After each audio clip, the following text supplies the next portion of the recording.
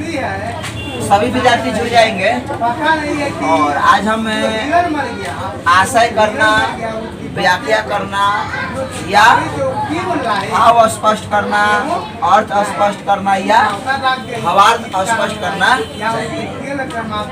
आपको हिंदी के पाठ्य पुस्तक से कोई भी आप कहानी पढ़ते हैं, कोई भी कविता पढ़ते हैं, कोई भी निबंध पढ़ते हैं, यानी किसी भी टाइप का आप विद्या पढ़ते हैं, तो विद्या को पढ़ने के बाद में उस कहानी का या उस कविता का कोई 2 line, 1 line, 3 line, 4 line, 5 line कहीं से भी उस कहानी के भाग से कहीं से भी 1 लाइन उठाकर प्रस्तुत कर देगा और कहेगा कि इसका भाव स्पष्ट करे, भावार्थ स्पष्ट करे या आशय स्पष्ट करे, तो उसे कैसे लिखेंगे।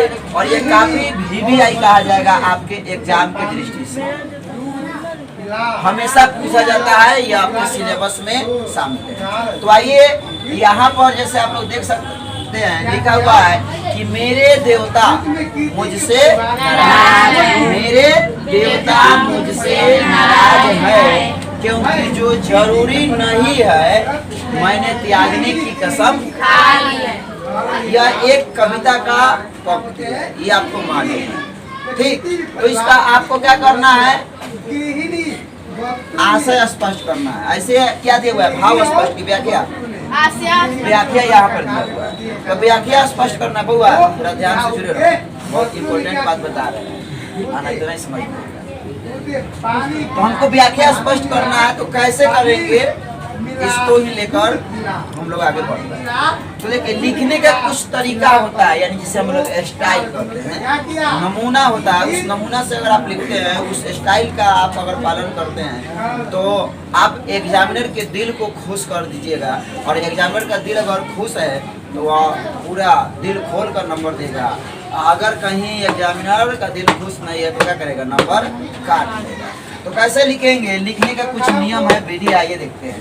सबसे पहले आपको लिखना होगा कि प्रस्तुत पंक्ति कौन, ये पंक्ति है कि पंक्तियां है, क्यों, क्योंकि एक पंक्ति में नहीं है बल्कि एक से क्या है, यानी हमारा यह क्या प्लुरल है, यानी बहुवचन है। कौन सी में, बहुवचन। तो यहाँ पर लिखेंगे प्रस्तुत पंक्तियां।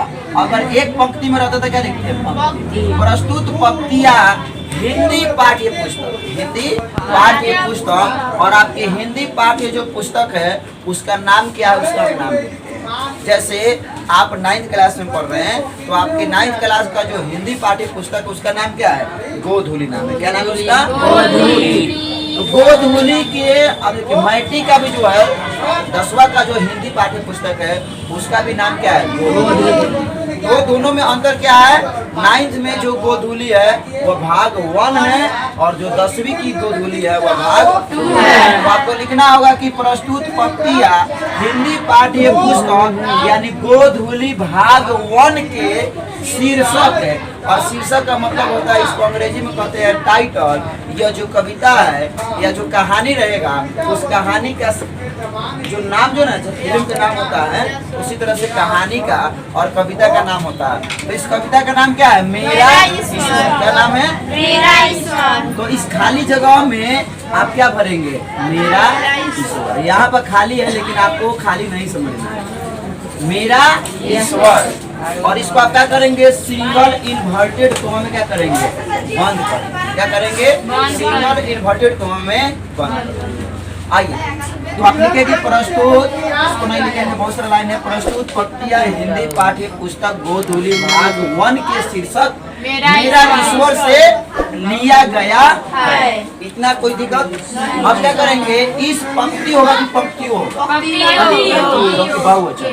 इसको हम काट, मैंने इसको नहीं लिखेंगे, सिर्फ इसको लिखेंगे। इस पंक्तियों के रचनाकार, अब रचनाकार कौन है आपको मालूम होना चाहिए। इसके रचनाकार है लीलाधर जगुरी। क्या नाम है, जगुरी। क्या नाम है, लीलाधर जगुरी। फिर लीलाधर जगुरी को हम सिंगल इन्वर्टेड कोमा यानी उद्धरण चिन्ह के द्वारा हम घेर देंगे, जगुरी है।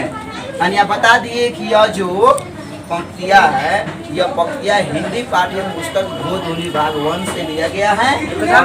यह किस शीर्षक से लिया गया है, सभी बता दिए। शीर्षक का नाम क्या है, मेरा ईश्वर। और जो मेरा ईश्वर शिक्षक है उसके रचनाकार कौन है? यानी जब इतना आप लिखते हैं तो एग्जामिनर यह समझ आता है कि ये जो बच्चा है ये इस पंक्ति के बारे में, इस पंक्तियों के बारे में बढ़िया से जानकारी रखता है। यही हुआ क्या हो गया, खुश हो गया। और 1 नंबर तो इस पर मिल जाएगा आपको, और 1 नंबर किस पर? 2 नंबर आपको मिल गया। अभी 2 नंबर मिला। अब इसके और सारे पार्ट है, आप क्या लिखेंगे?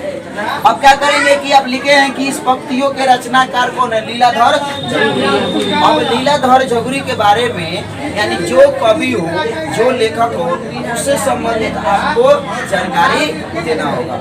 उनके काव्य की, उनके कहानी की विशेषताओं को लिखना होगा।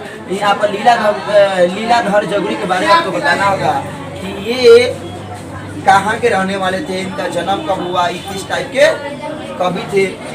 तो यहाँ पर आप उनके बारे में क्या करेंगे? ठीक, लिखने के बाद में आप क्या करेंगे? पैराग्राफ को चेंज करेंगे। और पैराग्राफ चेंज करने के बाद में आप लिखेंगे कौन चीज? प्रस्तुत पंक्ति की पंक्तियों के माध्यम से रचना का, यानी कौन? लीलाधर। यहाँ पर कौन है? लीलाधर झगुरी। अलग शीर्षक का अलग अगर पंक्ति है तो उसके रचनाकार बदल जाएंगे। तो सीधा हम यही भाषा का प्रयोग करेंगे कि प्रस्तुत पंक्तियों के माध्यम से रचनाकार बताते हैं कि, अब क्या बताते हैं?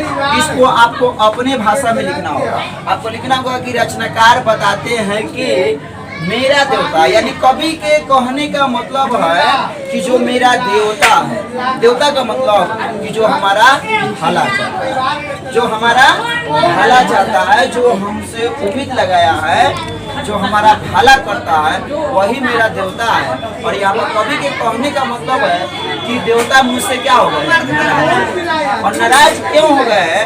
तो इसका जवाब कवि ही देते हैं। और कवि आगे लिखते हैं क्योंकि जो जरूरी है, क्योंकि जो जरूरी नहीं है मैंने त्यागने की कसम खा ली। यानी कभी कह रहा है कि जो जरूरी काम नहीं है मैंने उसे त्यागने की कसम क्या की है? खा ली है। और इस बात से मेरे देवता क्या है? उसे, यानी आप जो भी बोल रहे हैं आपको ऐसे लिखना होगा जैसे मानना होगा कि हमारे सामने वह एग्जामिनर महोदय क्या हुए हैं, बैठे हुए हैं, हम उनको कहानी समझा कर बता रहे हैं अपने शब्दों में। यानी यह जो दौर शुरू होगा, प्रस्तुत पंक्तियों के माध्यम से रचनाकार बताते हैं कि मेरे देवता क्या है? उससे वो नाराज इसलिए है क्योंकि कवि कह रहा है कि मैंने वो सब चीज को त्यागने की कसम खा ली है या ठान ली है कि जो मेरे लिए जरूरी नहीं है। लेकिन हाँ, वो ऐसे लोगों को बयान करने की कोशिश कर रहे हैं जो देवता की तरह व्यवहार करना चाहते हैं, जो बड़े बनने की कोशिश करना चाहते हैं और अपने छोटों से जानबूझकर क्या करते हैं? जबरदस्ती काम कराना चाहते हैं। तो इसलिए वैसे देवता के ऊपर इन्होंने क्या किया है? सवाल खड़ा कराया है। और वैसे भी वो लोग क्या हो जाएंगे? मेरा क्या हुआ? तो इतना लिखने के बाद में अब क्या करेंगे? अंत में आपको यहाँ पर लिखना होगा, फिर से पैराग्राफ चेंज करके आपको लिखना होगा अतः ऊपर वर्णित बातों से मेरा क्या हुआ? प्रस्तुत मेरा याद पंक्तियों का और एक अनाथ बच्चा क्या पूछा है? व्याख्या। अनाथ तो पंक्तियों का व्याख्या स्पष्ट हुआ। अगर आप ऐसे लिखते हैं किसी प्रश्न का उत्तर, जब व्याख्या करना हो, भाव स्पष्ट करना हो, तो इससे आपको क्या होगा? बढ़िया नंबर मिलेगा। तो यह तरीका है। आप चाहते हैं कि ऐसे ही जानकारी क्या हो आपको मिलता रहे, तो चैनल को क्या कीजिए? सब्सक्राइब कीजिए और क्या कीजिए? बेल आइकन भी दबाइए और इस वीडियो को अधिक से अधिक शेयर कीजिए ताकि बच्चे इस जानकारी का फायदा उठा सकें।